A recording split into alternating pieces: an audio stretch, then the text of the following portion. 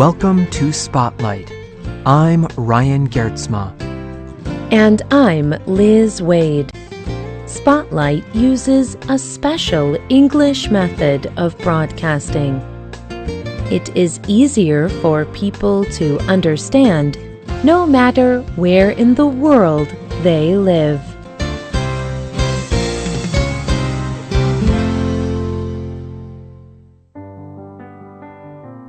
Tong was a 9-year-old boy. He lived in Vietnam. One day, he wanted to go to the computer store. Tong's mother had to work, so he asked a friend to go with him.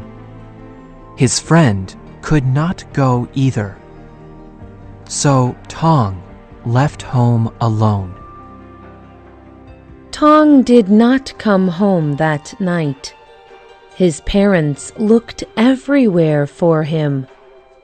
His mother told UNICEF, "We could not find him, so we asked the neighbors to help us. My son never went to the water, so no one even thought to look for him at the river. We looked around the house instead, and the nearby area. The river was the last place." Tong's family did find him, but sadly, he was dead. He had drowned in the river near his home. Like Tong, many young children around the world die from drowning. In October 2012, the World Health Organization released a report. It showed that drowning was the third most common cause of accidental death, and children have the highest risk of drowning. But people can prevent drowning accidents with basic knowledge and training. Today's Spotlight is on water safety.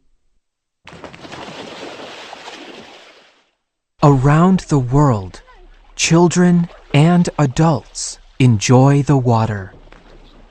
Water is fun to play in, but it can also be very dangerous. Knowing how to swim is important for staying safe in the water. However, just knowing how to swim is not always enough. Natural water, such as rivers, flow in one direction. This current can be strong. In lakes and oceans, currents can change direction. Often, swimmers cannot see these currents, and the currents can be strong enough to pull swimmers under the water. But even without currents, still water can also be deadly. When someone is underwater, the biggest danger is water getting into the person's lungs. This can lead to death by drowning. Drowning can affect people of any age or swimming skill. But children and people who do not know how to swim are most at risk for drowning. So, knowing the signs of drowning can save a person's life. Dr. Francesco A. Pia is a public safety expert. In his work, he studies the actions of people who are drowning.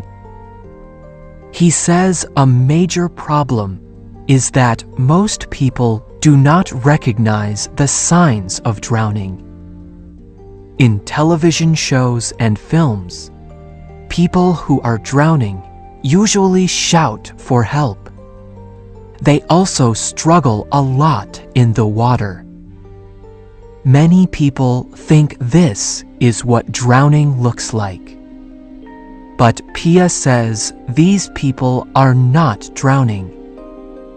They are in aquatic distress. They know they are in trouble, and they are still mentally and physically able to shout and reach for help.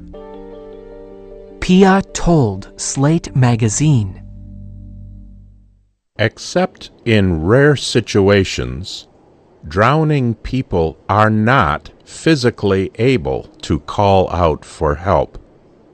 The lungs and respiratory system were designed for breathing.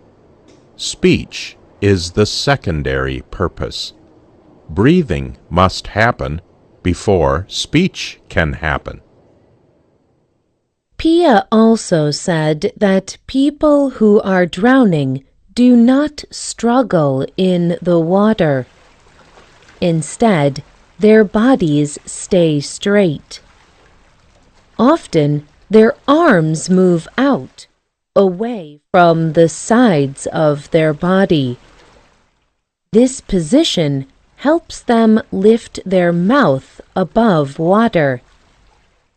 Often, the person's head will move up and down, in and out of the water. This is the body's natural reaction. Pia calls this the instinctive drowning response. This response takes all of a person's energy, so they are unable to make any other movements. And people can only do this for 20 to 60 seconds. Knowing the signs of drowning is important.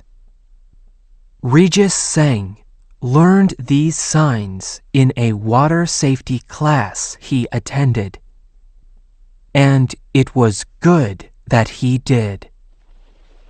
One day, Seng was at a party. There were adults watching children play in a human-made swimming pool. Seng noticed an 8-year-old boy experiencing instinctive drowning response. He described the event to the Christian Science Monitor news organization. When people saw the child, they thought he was playing. They thought he was acting like he was drowning. Even the 2 people caring for him thought that. Then we looked at him and thought, why is he not moving? He is just floating. It was very frightening. Thankfully, Seng had also learned how to rescue victims of drowning. He had studied water safety with David Hunt. Hunt is a rescue expert and swim teacher. He works at a swimming pool in Phnom Penh, Cambodia. When Hunt began working at this pool, he noticed the lifeguards were not well trained. These adults were paid to watch the people swimming and to prevent emergencies. But Hunt soon discovered none of the lifeguards had rescue or life-saving training.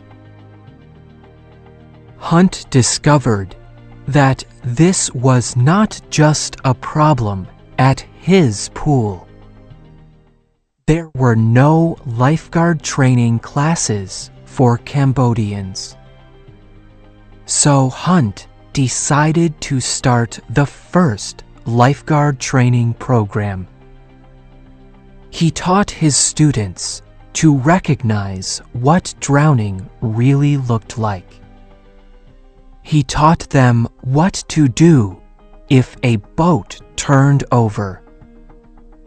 He taught them how to safely rescue a person in trouble in the water.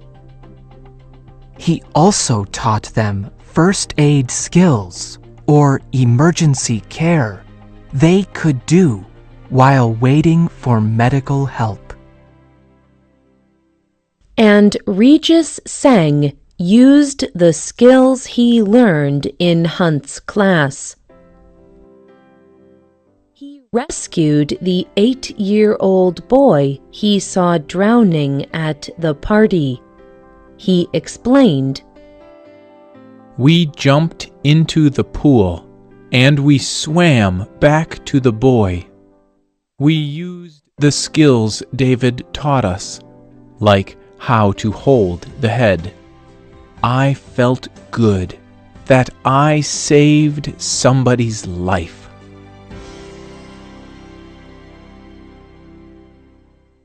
Seng's knowledge and expert training saved a life.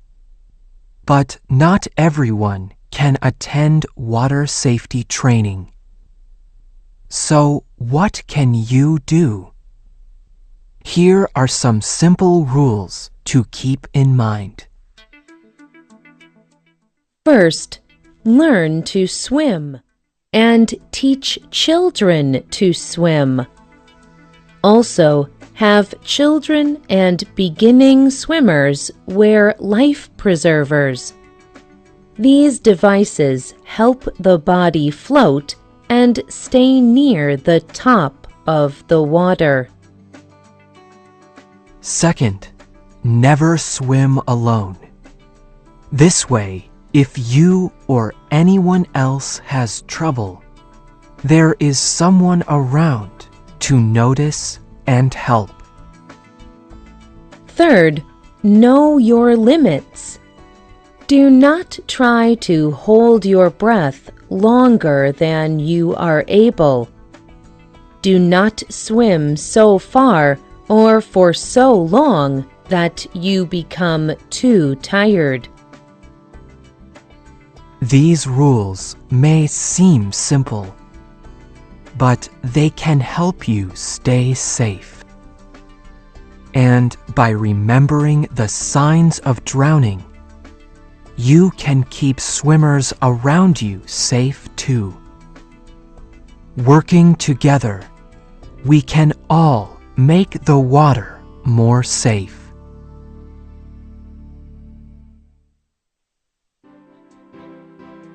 The writer of this program was Courtney Scott.